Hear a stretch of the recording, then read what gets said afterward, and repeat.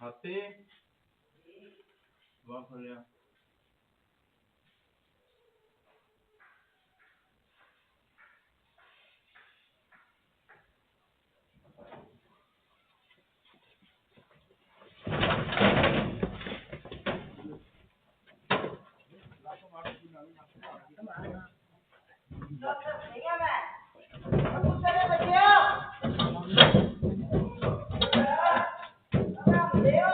बोला सारे आप बोल खोल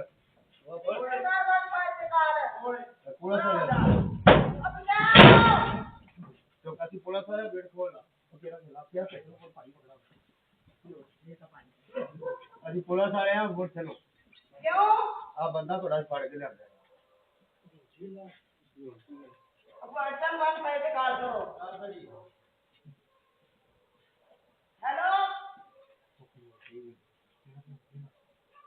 जल्दी आओ